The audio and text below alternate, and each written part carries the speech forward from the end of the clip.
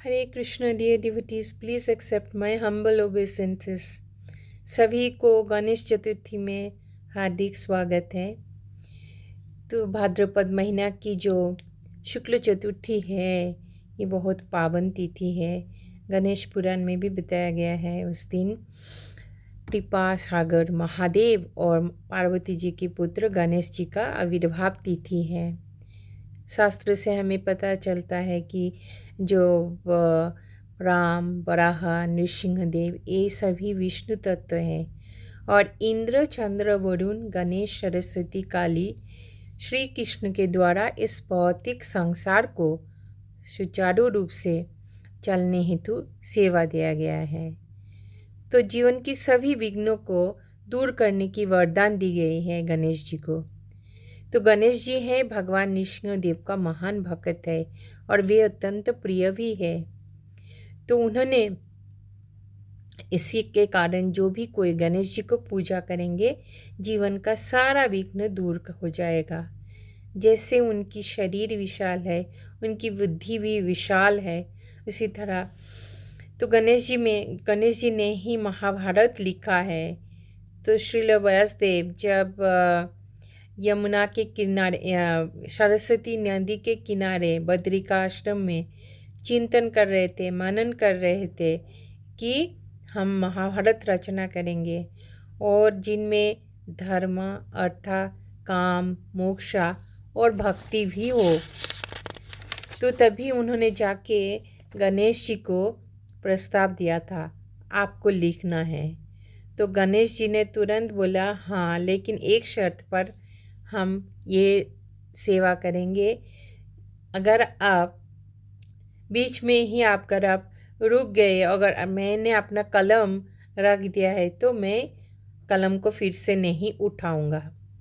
तो व्यासदेव जी ने भी उनकी शर्त को मान लिए और उन्होंने कहा है लेकिन आप भी जो भी कुछ लिखेंगे वो चिंतन करके, मनन करके, सोच के तभी लिखिएगा। तो ये गीता का जो ज्ञान ये भी उनका वरदान है। तो महाभारत के जो भीष्म पर्व में गीता योग है उसमें 18 अध्याय और 700 श्लोक हैं। तो ये जो ज्ञान हमें मिलता है इन्हीं में भी गणपति जी का बहुत कृपा है। तो भौतिक जगत में भौतिक समस्या हेतु हम देवी देवता का पूजा करते हैं और उनसे फल भी हमें प्रदान करते हैं। तो जिन इच्छा से हम गणपति जी का पूजा करेंगे हमें अवश्य ही इनका फल मिलेगा।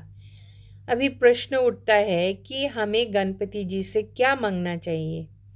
अपनी शरीर से, मन से, इंद्रिय से, आत्मा से जो भी कार्य हम करेंगे वो स्वयं नारायण को समर्पित हो। भगवद गीता में भी कहा गया है भक्ताराम जग तपस्सम सर्वलोक महेश्वरम।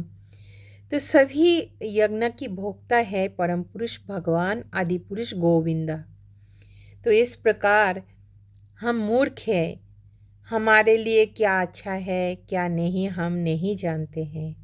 तो इसीलिए मंगल मूर्ति श्री गणपति जी से हमको यही प्रार्थना करनी चाहिए, हे प्रभु सभी अमंगल हटाइए हमारे जीवन से और सच्ची सुख दीजिए।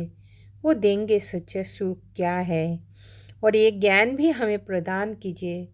तो गणपति जी जरूर हमें कृपा करेंगे। तो पूर्ण पुरुषोत्तम भगवान के चरण में ही उन्होंने हमें भेजेंगे। इसीलिए मंगलमूर्ति गणपति जी से ही मांगना चाहिए कि मेरी मन से, बुद्धि से, आत्मा से, इंद्रिय से सभी अमंगल को हटाकर सच्ची सुख को प्रदान कीजिए और दुख का भी हरण कीजिए।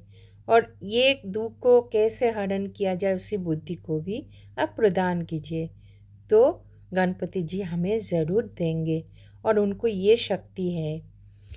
और ऑल्सो गणपति जी को अग्र पूजा का भार दिया गया है। आप सभी